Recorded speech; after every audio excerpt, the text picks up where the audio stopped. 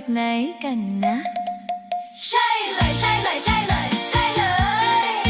ใช่เลยใช่เลยใช่เลยใช่เลยพ่อแม่ของเธอตั้งใจปั้นเธอขึ้นมาแบบนี้หรือเปล่าหรือสวรรค์เป็นคนสร้าง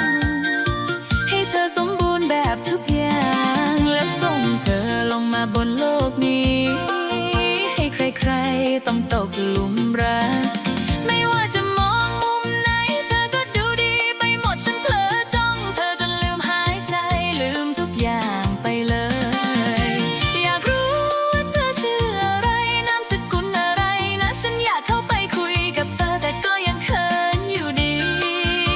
ทั้งหล่อและใจดีแบบนี้จะเพอร์เฟกต์ไปไหนใช่เลยใช่เลยใช่เลยใช่เลย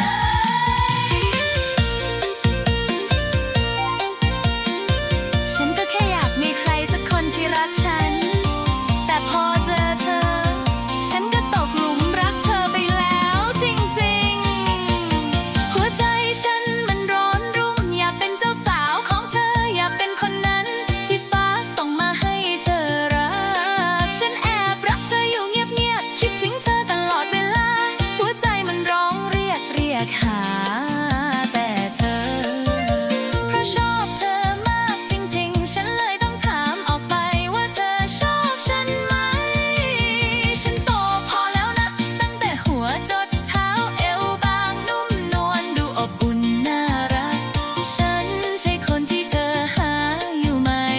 คนที่เธออยากให้เป็นเจ้าสาวลองมองฉันให้ดีๆตั้งแต่หัวจดเท้าฉันอาจจะไม่สวยที่สุดแต่ฉันน่ารักมากเลยนะถ้าเธอไม่รังเกียจฉันให้เธอฟรีๆเลยฉันทำอาหารได้ดูแลเธอได้ข้าวเหนียวกับข้าวง่ายๆเราก็มีความสุขได้เราสองคนเข้ากันดีเป็นคู่ชีวิตกันได้ถ้าวันหนึ่งฉันได้เป็นภรรยาของเธอฉันจะรักเธอไปทั้งชีวิต